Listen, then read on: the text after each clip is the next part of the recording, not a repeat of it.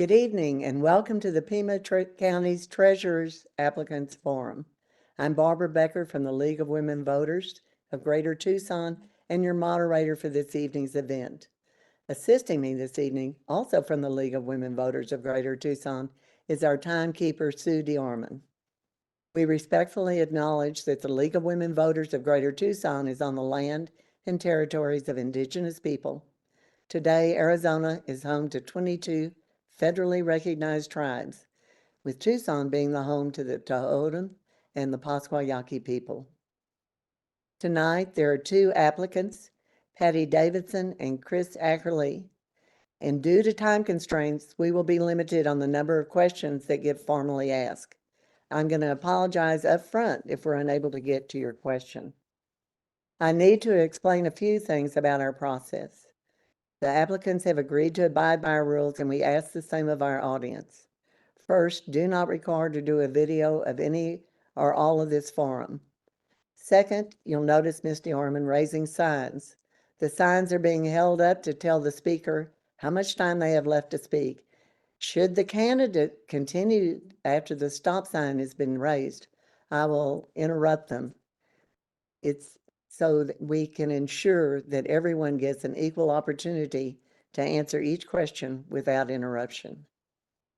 Third, each applicant will have 2 minutes to introduce themselves and their platform, and a minute and a half or 90 seconds to respond to a question, and 2 minutes for a closing statement. We will rotate who goes first with each question.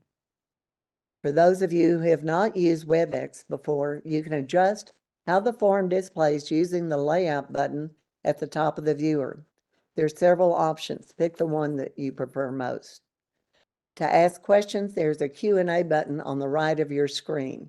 You can type your questions in the Q&A to Clerk of the Board, and we will compile them to ask the panel members if time allows. You will be able to see your own question, but not those submitted by other members of the public. If you're joining by phone, unfortunately, you'll only be able to listen to the forum. You will not be able to submit questions. Now, let us begin the forum by each applicant telling us about themselves and why they're running for office. We'll start with Patty Davidson. Patty? Thank you. My name is Patty Davidson. I've lived in Tucson for 35 years. I have a bachelor's degree in accounting and a master's degree in business administration. I retired from Pima County with 25 years of service, and during that time I was a supervisor in financial control and reporting for 3 years, working on the financial statements for the county. Then I worked as chief deputy treasurer under Beth for 15 and a half years, and I ended up in the tax assembly division in the budget division for 6.5 years. In these positions, I developed working relationships with elected officials, county departments, investors, lawyers, title companies, and most importantly, with taxpayers. I'm looking forward to maybe helping because I've had experience in both investments and in the tax collection side, both of which are important parts of the treasurer's office. And I'm happy to answer any questions. Thank you. Patty, thank you. Now, Chris? Good evening, and thank you everybody who's joining us, and thank you to the League of Women Voters for hosting this forum. When I was 7, if you had asked me what I wanted to do for a living, government funding and finance probably wouldn't have been at the top of the list, but then probably neither would have math teacher. And that's what I've spent the last 22 years doing. Most recently managing a math credit recovery program at Amphi High. But my career took a detour into politics when I realized that many of the decisions that affected my ability to do the job were made by elected officials. I got involved, and eventually I ended up getting elected to represent Southern Pima County and Santa Cruz County in the House of Representatives. After my term in office, went back to teaching, but about 3 years ago, Beth Ford, who has been our treasurer for almost 24 years now, approached me and asked me if I would consider joining her office. and running for the position after she retired. Gave it consideration and took the challenge up. And so for the past 2 years, I have been learning how all of the various functions of the treasurer's office works and how all of the mechanics to make it all happen are all coordinated with each other. Beth is a math teacher. You can do the math. As a former representative, you understand the statutes and can handle the politics. I can teach you the accounting. And that's what we've done. And we've carefully planned how we might transition the office. Leadership change in an organization is always difficult, and it always presents challenges. In November, the voters will weigh in on whether I've made the case that I'm the best candidate for the job. But in the interim, I would humbly ask that the Board of Supervisors give some consideration to the planning we've done and appoint me to the position. Thank you very much. Okay, well, I think it's time now to start the questions and answers. So let's begin. Chris will be the first to answer this one, and then we'll let Patty have her turn. Explain the essential duties of the treasurer's office and how you would undertake them.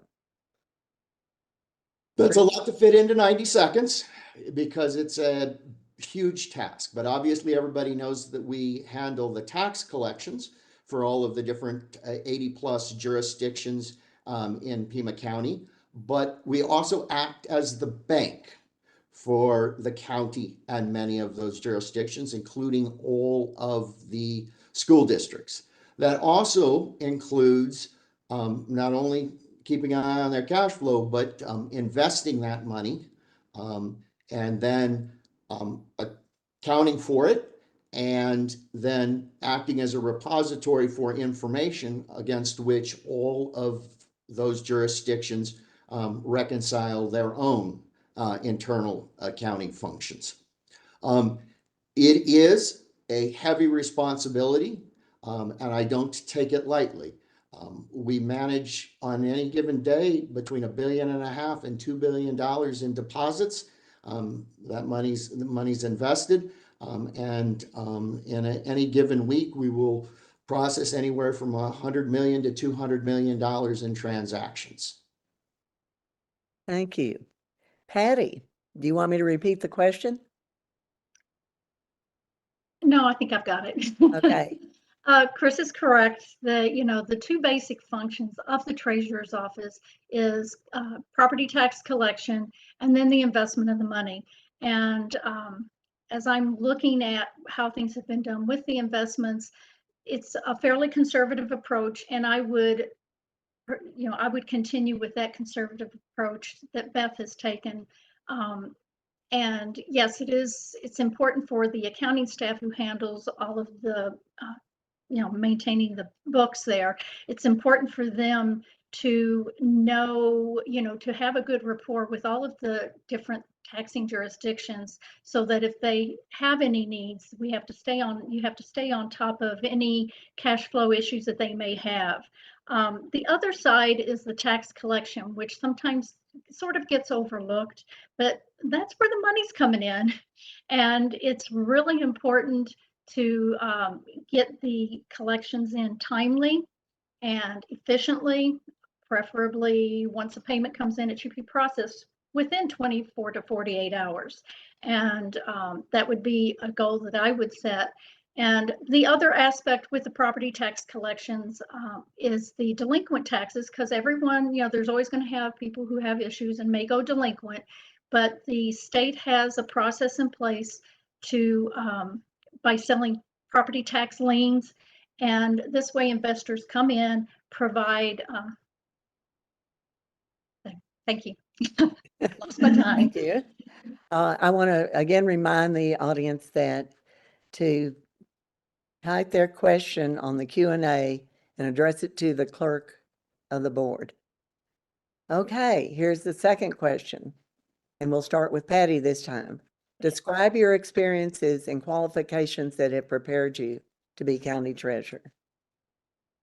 Okay, well, I did serve under Beth for 15.5 years as the chief deputy treasurer. And in that position, obviously, I worked in every aspect of the office, I worked with the accounting staff. I worked with the clerical staff. I worked with the IT staff, and you know, and I also was very involved in other aspects of the office, including doing treasurer deeds, working on bankruptcy cases where, you know, through the county attorney, we had to coordinate that, working with outside law firms on the treasurer deeds, and a variety of tasks. So those 15 and a half years obviously give me a lot. I know the workings of the office. I've been there, done that. And I've also, when I went to tax assembly after that, I worked on preparing the tax statements, calculating the taxes, working with the assessor to get the valuations needed to calculate the taxes, and monitoring legislation that might affect whether it be the treasurer, the county, the assessor, to make sure that the taxes were calculated properly. Thank you. Chris, do I need to repeat the question? No, I think I got it. Thank you. Okay. So Patty and I both have had the same title within the office. And that title is statutory, so that there is someone in the office who has the authority to carry on the functions of the office in the event that the elected officer is unavailable for whatever reason. But the functions and the daily functions and duties assigned to that position vary dramatically based upon the structure of the office at the time. Beth and I, Beth recruited me to come in to specifically run the office. So I have progressively taken over management, not just interacted with, but progressively taken over management of every aspect of the office.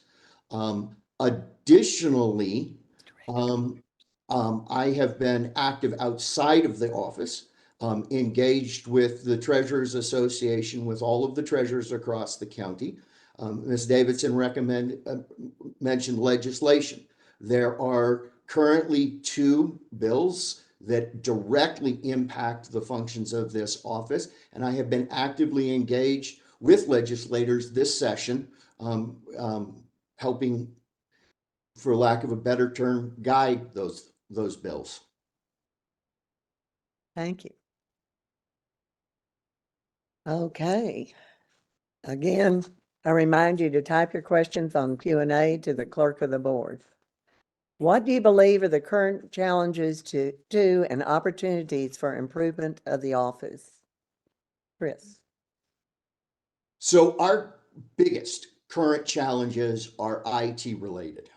We are currently in the midst of refreshing and updating the servers within our office. In addition, the county is undergoing an ERP conversion. That stands for Enterprise Resource Program, but it's the entire backbone of the county's financial system. Additionally, the school's office, the school superintendent's office, is going through a similar ERP conversion. I have been engaged in those conversations, working closely with our IT department to make sure that those integrations are on track and are working.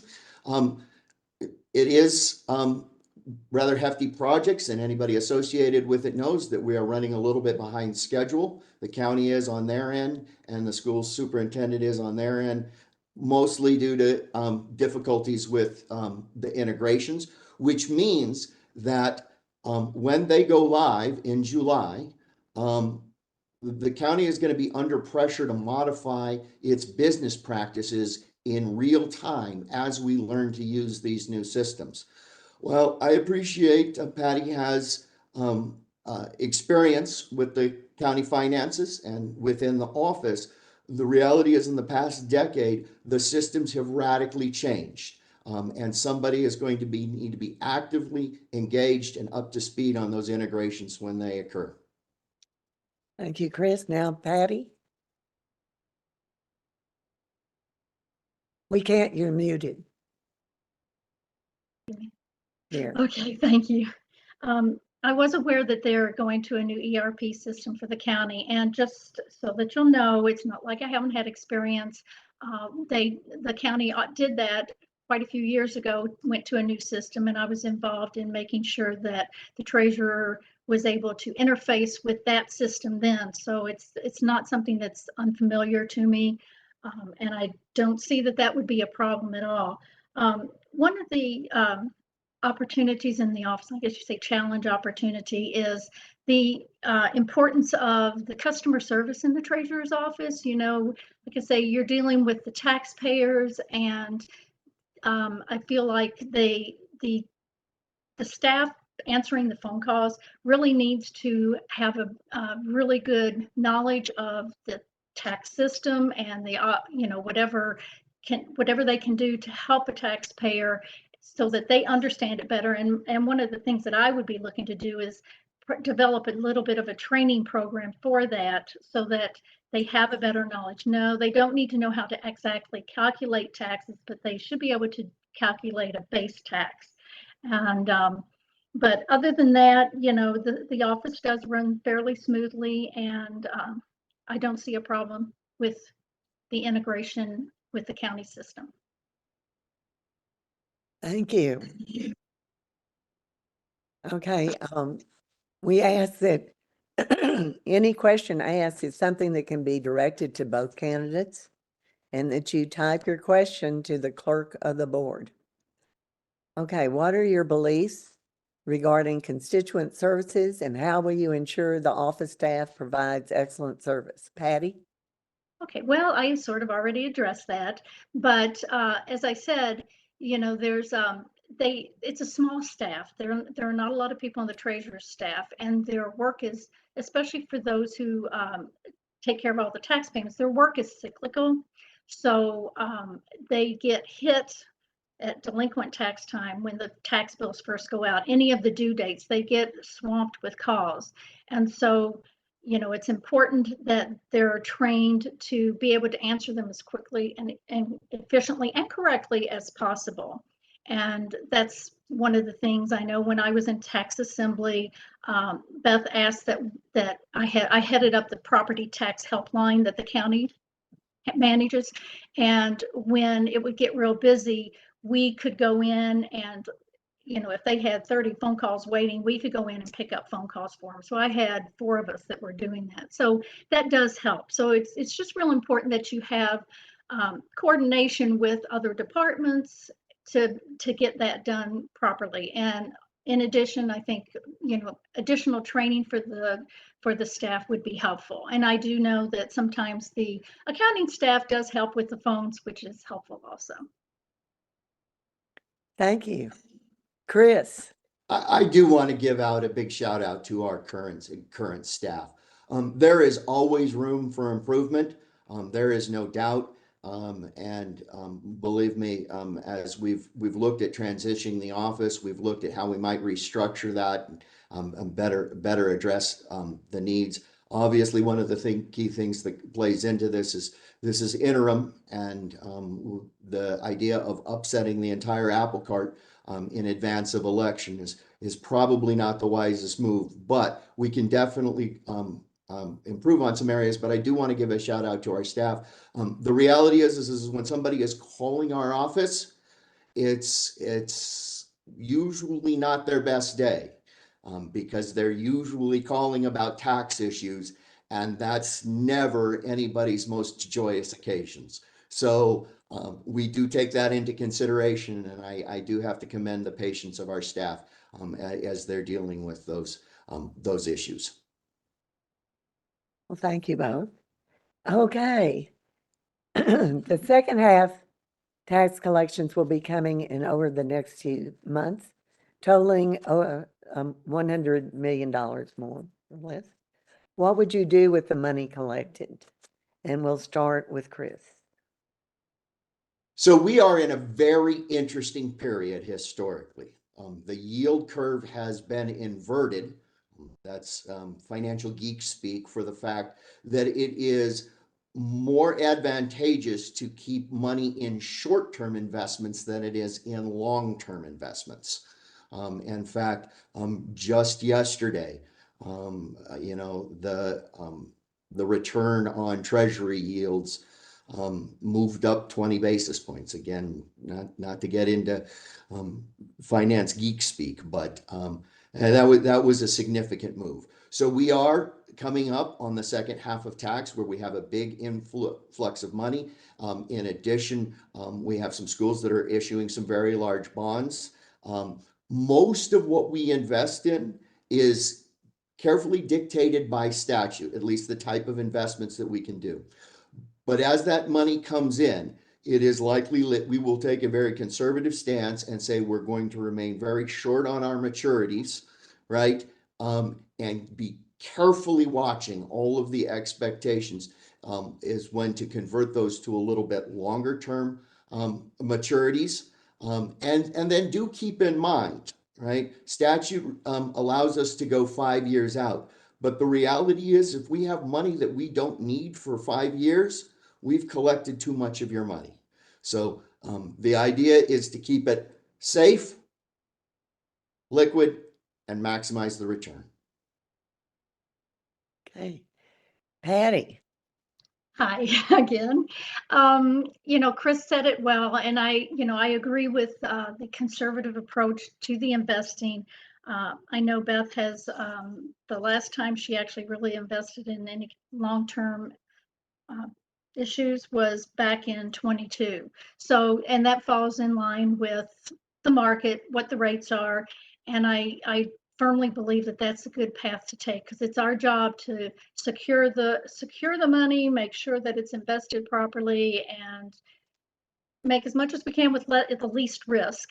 And the other thing that I would add to it is that you can always, you have to balance with all this money coming in, you have to balance what your monthly cash flows, what you anticipate them to be. That's why for the schools and all of that, it is a good thing to know. And you have to work closely with the county in case there's an unexpected cash flow coming up that we need to have some liquidity. And you can notice that Beth keeps a lot in the LGIP, which is the local government investment pool.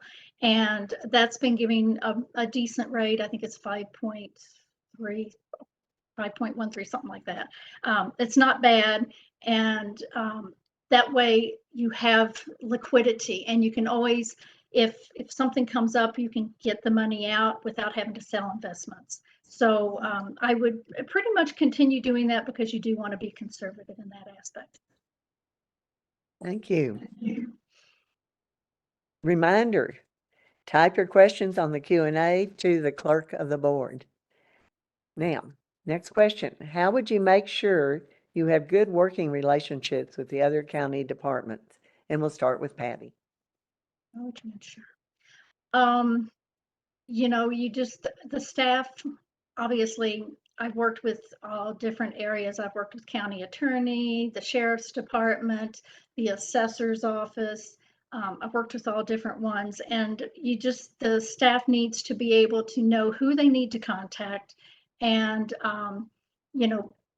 and just be open to those departments if they have issues to promptly address any issues they might have. Typically, there aren't that many issues, but that would be the best thing. The staff has to have a good rapport with the other departments, and and I believe that the treasurer's staff does have a really good rapport with all of the departments, and I don't think that's a problem for them right now. But you would just continue to keep that contact going. Thank you.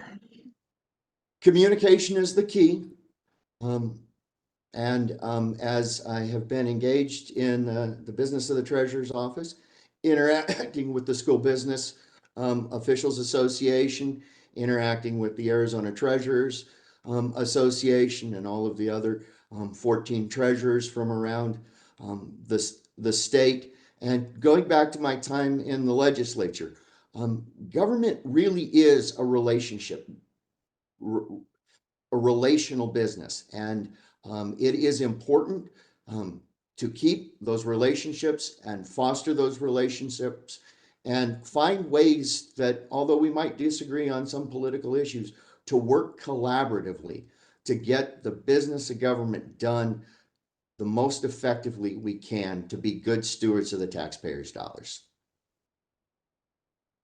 Hey, thank you. We have 2 questions that have come in that were directed to only one individual, so we are unable to ask those questions. So we only have one more question left unless there's a flood of questions on the Q&A, and we are hoping for that because we do have time. So I'm going to start with Chris. Why are you the best candidate for this position? So I believe that I am the best candidate for this position because Beth, when she recruited me with the intention of running. We have done a considerable amount of planning over the course of the last 2 years, how that transition would occur. It has not been at all a secret that Beth was not seeking another term and that she was going to retire, and most likely before the end of the term. So we have given it a careful amount of consideration. As I said, the voters will get to decide in November whether I am made the case that I'm the best candidate for the job, but we have done a considerable amount of planning for the position. I have been learning and observing with the intention of running for the office and continuing and expanding upon the work that Beth has done to improve the systems of the office. To that extent, since Mrs. Davidson was Chief Deputy Treasurer, the systems, the way this office is structured and run has significantly changed. And I think that I am the best candidate to maintain the continuity of those operations until a new treasurer, hopefully myself, is elected and can make long-range plans for the future. Thank you. Patty?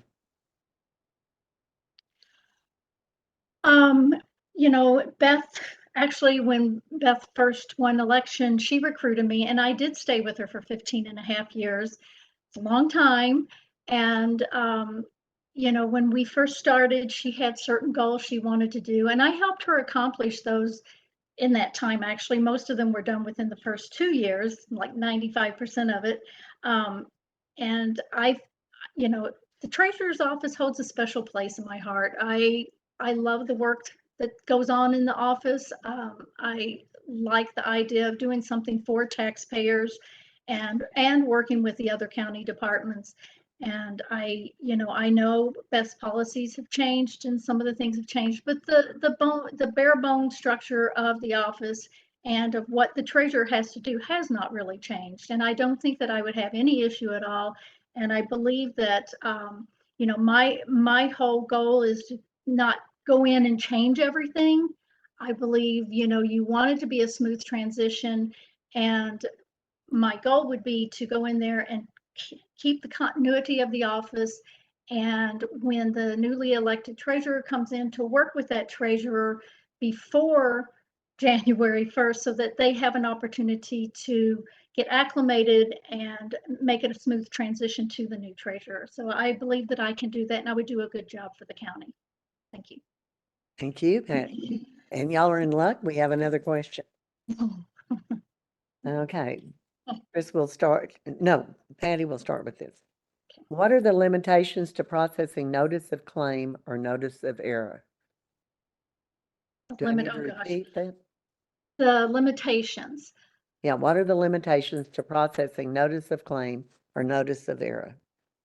The notice of claim, so this sort of involved, but basically the assessor, if they actually value your property, let's say they don't give you your primary residence, they classify it as rental. Well, your taxes are going to be a little higher as rental because you don't get the state aid to education tax credit. So the taxpayer has the option to file a notice of claim, and they can go back as far as 3 years. And those are processed through the clerk's board, and it goes through to, once it's approved, if it's valid, it goes through to the treasurer to do the correction and properly classify the piece of property. Um, so that's it, Okay. basics. Do I need to repeat the question? No, I think I got it. Thank you. Okay. So yes, a good chunk of what our office processes is tax roll corrections that result as either the assessor making a correction when they discover an error, or the homeowner contesting the evaluation or the class, the use class of a property. The limitation that you asked for is that if it is a notice of error and the property owner does not contest the change in valuation, the limitation is that it can't raise their taxes for the currently billed year. And so this is or previous years. So it only really works in one direction. It goes prospectively forward. It doesn't go backwards unless that due to the error or due to the correction, the taxpayer is owed money. Thank you. Now it's your turn to start out. Name 2 things that if they went wrong would harm the community. This is easy. The 2 most important things we do is every Wednesday we process payroll, either for the county or the alternate Wednesday, the school payrolls. Payroll doesn't go out, that's going to be a problem. The other huge thing, and the one that requires everybody's eyes on the office on, is debt service. We service the debt, the repayment of the interest and principal on the bonds that school districts and fire districts issue, and for that matter, some of the stuff in the county as well. And if you miss a debt payment, if you miss an interest payment, that negatively affects their bond rating and will cost the taxpayers money in the end. So those are the 2 biggest crucial things that we have all hands on deck for. Thank you. Patty. I will agree with Chris on that. That is, especially with the handling the payments for the payroll for the county and for the schools. That is a really big deal. But I would also say that, something that could be very detrimental is if we don't get taxes processed promptly to get the money in there, then it's going to affect the cash flow for the county and maybe the other school districts. So it's just really important to get that money into the bank.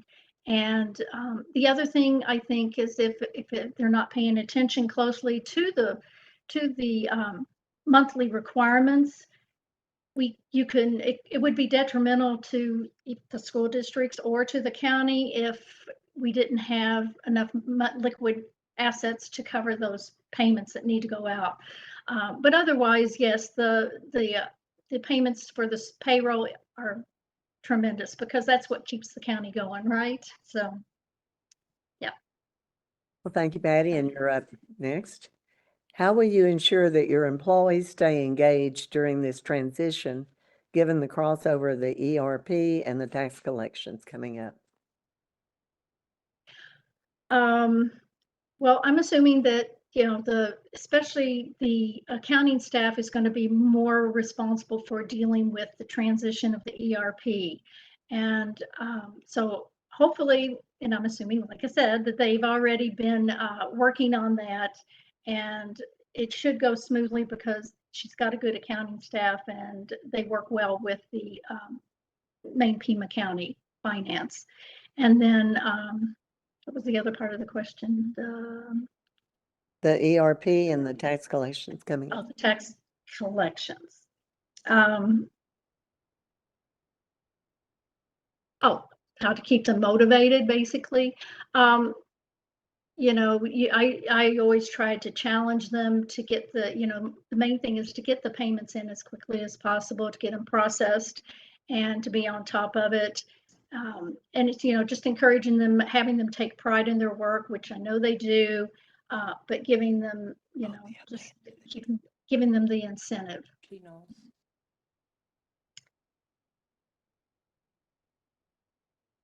Okay. Chris? Well, motivating people to do math problems has pretty much been my life's work. So I like to think I've had some success with it. I really, again, got to commend our staff for their work, particularly the IT staff and the senior accounting staff, for engaging and being responsible for all of the challenges that implementing these new ERP processes are concerned. However, ultimately, the success or the failure of those projects rests on leadership, both at the county level, within the treasurer's office, and within the school's office. So we cannot discount the need to have a full understanding of the scope of those projects, as they will affect almost every corner of the county.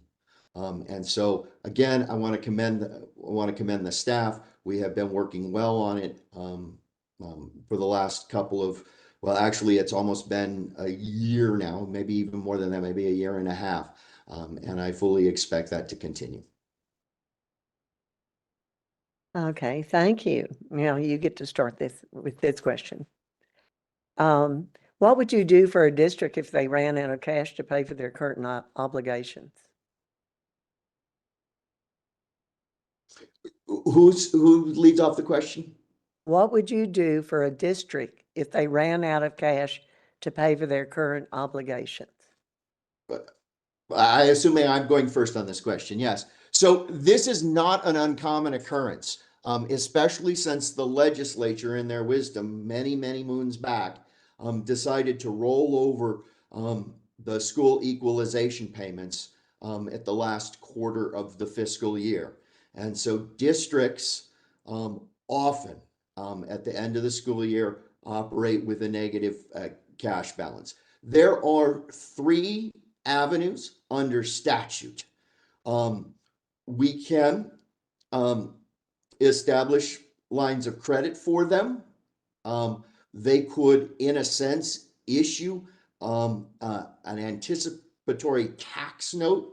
In other words, try to sell a bond based upon future tax collections for the year. But both of those mechanisms are very costly for the jurisdictions involved. And so the third option, and it's the option that we use, is an option called registering warrants. In a sense, when a jurisdiction issues a check, it's actually called a warrant, that check becomes, in a sense, a promissory note. And then when we accept and make payment on that warrant, right, if the jurisdiction doesn't have the funds, we can in a sense convert that into an investment. And the way we work this is basically the interest the school district or the fire district pays upon that warrant is the same interest that they otherwise would have been earning if their cash account was in the positive. Thank you. Patty? Okay, Chris is correct. I can't really go any further in that, except that he is correct. It is mandated by statute, and those are the options that are available. And for the most part, yes, what they will choose to do, especially the schools, will basically use those quote registered warrants as an investment. And so the county basically lends the money to them to make the payments on those warrants and charges them interest accordingly. So those are the three methods of covering shortfalls. Well, thank you. Now, the next question. How important is customer service in the treasurer's office? It is so important. It's the one piece that sometimes could get overlooked. As I said, the treasurer's office deals with a lot of phone calls, and whether it's taxpayers or even the accounting department with other departments getting a hold of them. There's so much going on, but the biggest thing is the taxpayers. That's who we work for, and you want to make their, as Chris said, usually they're not happy when they call. And so the whole point is trying to ease it for them, explain to them what's gone on, what their options are, and give them the best advice and just answer any questions that they have. So even though the investments are so important from the treasurer's office perspective, the face of the office is the customer service, and that's the face of the treasurer too. So it's very important in the whole scheme of things. Thank you. Chris? I would concur that customer service is very, very important. As I mentioned before, people call when there's a problem, not when everything ran smoothly. And one of the things that we have to do is we have to very calmly and compassionately explain to them what their options are and get across to them. We don't set their taxes in the treasurer's office.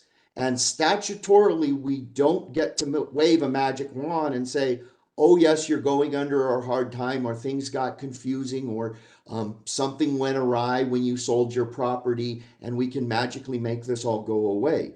Statutorily, we do not have that authority. And so we have to calmly explain to them what their options are. One of the things that has gotten much better in the 2 years that I have been here is coordination between our office and the assessor's office. Oftentimes, customers don't understand what is our responsibility and jurisdiction and what we have control over, and what the assessor's office has jurisdiction and control over. And the better coordination between those two offices, the more pleasant the experience is for the taxpayer. Thank you. Okay, so you'll get to start out this one. And it sort of leads, the last question sort of lead in. What is the structure of the present structure of the treasurer's office, and is there any way that you would change that? We essentially operate with 3 departments. We have a tax collection department, an accounting department, and an IT department. As has been mentioned, we are a very lean staff for the volume of money and transactions that we process, the investments that we manage, and quite frankly, the payments that we process. I have got to give kudos to Beth for maintaining a very lean ship. What we have done over the past 2 years, and what I envision continuing, should I be fortunate enough to win the election, is restructure the office so that the management positions in each one of the 3 departments have a little bit more diversified responsibility, to account for some overlap of abilities, and then also provide for a better overall integrated analysis of how we conduct that business to manage efficiencies, especially with the implementation of the new ERP, especially with the advances in automation that are available and are coming available. And with that, I see that my time is up. Okay, thank you. Patty? Okay, well, basically, the structure of the office has not changed a whole lot since I was there. As he said, you do have your accounting staff with the investments, you have your property tax collection, and you have your information technology department. So they all work together well. And as I said, I wouldn't want to and this is an interim position. This is not, it's only going to last through December. So I personally don't think that that position that I should be going in and making huge major changes. There's, yeah, you can tweak some things, but my policy would be to sort of keep it as is and address any problems that come up as as you go along. But I don't think that you should go in and make major changes because it is just an interim position and it's just to ensure the continuity of the office until a newly elected treasurer comes in. Right, thank you. Well, it's time for y'all to make your closing statements. So we'll start with you, Patty. Okay. Thank you. I look forward to the opportunity to serve as Pima County Treasurer. As I said, would like to ensure the continuity of the office and make a smooth transition to the new treasurer as he or she comes in. And all of my 15 and a half years in the treasurer's office has given me the knowledge that makes me a good choice for this office. And and with that, I've gotten all aspects, and my other positions have given me even more knowledge, which would be beneficial. So I look forward to having the opportunity, and I want to thank the Board of Supervisors for giving me that opportunity to apply, and thank the League of Women Voters for hosting the forum tonight. Thank you. Chris. Thank you, and I too want to thank the League of Women Voters for hosting the forum. There has been some commentary in the press about whether or not someone who is running for the office should be appointed to fill a vacancy. But that is true, I believe, of representative positions. But this is not a representative position. This is an administrative position. The functions that we do in the office carry out the business of the county. And so I believe that I am the best person to maintain the continuity of operations with an eye towards planning to the future.